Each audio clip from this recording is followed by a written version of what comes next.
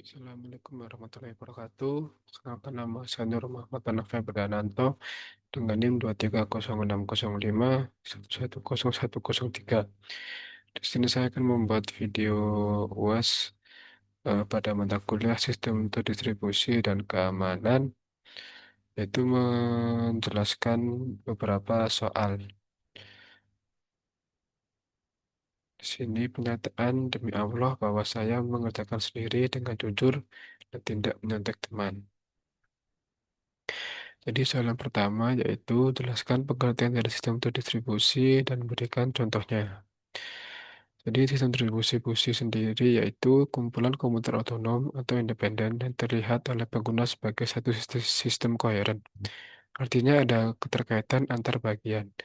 Komponen-komponennya berkomunikasi hanya dengan menyampaikan pesan atau message passing.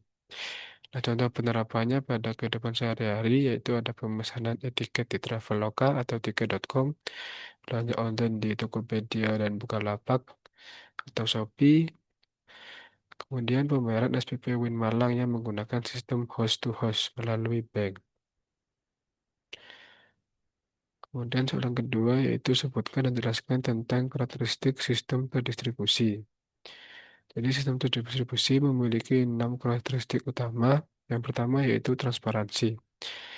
Database terpisah terlihat seperti satu database saja. Contohnya seperti sistem pemesanan tiket yang menggunakan database bank dan maskapai. Tapi user hanya melihat satu database saja. Kemudian yang kedua ada openness atau keterbukaan, yaitu sistem dapat dikembangkan kembali oleh developer lain untuk menambah fitur baru atau upgradable. Kemudian yang ketiga ada scalability, yaitu kita bisa menambah RAM atau server tanpa mengubah seluruh sistemnya.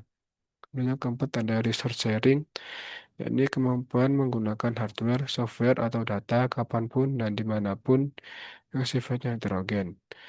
Kemudian yang kelima ada fault tolerance, yaitu saat satu aplikasi down, user tetap bisa akses aplikasi lain karena bersifat independen.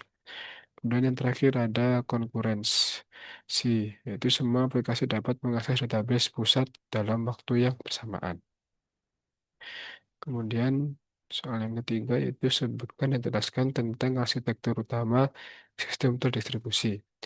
Jadi di sini ada dua arsitektur utama dalam sistem terdistribusi, yaitu arsitektur master slave dan arsitektur peer-to-peer. Yang pertama yaitu arsitektur master slave. Di sini peran dari para entitas bersifat asimetris atau tidak setangkup. Jadi ada master yang mengontrol dan ada slave yang mengikuti perintah master. Kemudian yang kedua ada arsitektur peer-to-peer. Di sini kebalikan dari arsitektur master slave. Peran dari para entitas bersifat simetris. Jadi artinya semua node atau peer memiliki peran yang setara. Tidak ada yang lebih tinggi atau lebih rendah kedudukannya. Kemudian soal yang keempat itu jelaskan tentang soket dan berikan contohnya. Soket sendiri yaitu interface yang menjadi titik komunikasi antar mesin pada internet protokol dan juga titik komunikasi lalu lintas antar proses dalam jaringan. Jadi prosesnya yaitu saat kita akses URL, sistem melakukan DNS lookup untuk mendapat resource ID yang terdiri dari IP address, port number, dan path name. Kemudian melalui soket kita terhubung ke web server. Contoh penerapannya yaitu ada aplikasi chat, transfer file seperti FileZilla, transaksi ATM, game online, monitoring jaringan, dan aplikasi broadcast seperti YouTube. Kemudian soal yang kelima, jelaskan tentang Service Oriented Architecture atau SOA dan sebutkan service dalam SOA. Jadi SOA sendiri yaitu gaya arsitektur di mana fungsi sistem dibagi menjadi service independen yang berkomunikasi melalui jaringan. SOA sendiri memungkinkan integrasi antar aplikasi berbeda platform melalui loose coupling, yaitu keterikatan longgar. Setiap layanan dapat digunakan kembali atau reusable dan dikelola terpisah. Ada tiga jenis service, yaitu yang pertama ada business service, yaitu untuk proses bisnis utama. Yang kedua ada enterprise service, yaitu untuk menghubungkan aplikasi di perusahaan. Dan yang ketiga ada infrastruktur service untuk hal teknis seperti keamanan dan logging. Kemudian soal yang keenam yaitu jelaskan konsep by service REST.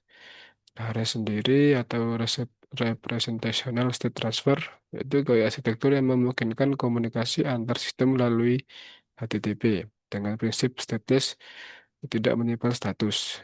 REST memisahkan tanggung jawab klien dan server. Jadi klien mengirim request, server proses dan beri respon, tapi server tidak menyimpan informasi tentang klien. REST sering digunakan dalam API modern karena sederhana. Setiap request bersifat independen dan harus mengandung semua informasi yang dibutuhkan server. Dan soal ketujuh, jelaskan tentang kriptografi dan proses utama pada kriptografi. Jadi kriptografi sendiri yaitu ilmu yang mempelajari cara menjaga data tetap aman saat dikirim dari pengirim ke penerima tanpa gangguan pihak ketiga. Nah, ini penting seiring perkembangan teknologi jaringan dan internet. Banyak aplikasi yang menuntut pengiriman data yang aman.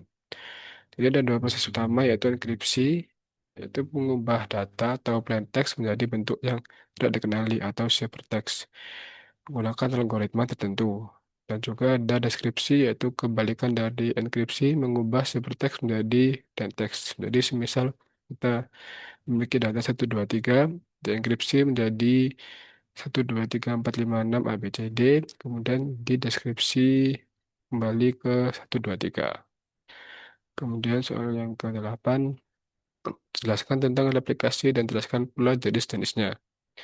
Jadi aplikasi sendiri yaitu teknik untuk copy dan distribusi data dari satu database ke database lain dan melakukan sinkronisasi agar konsistensi data terjamin.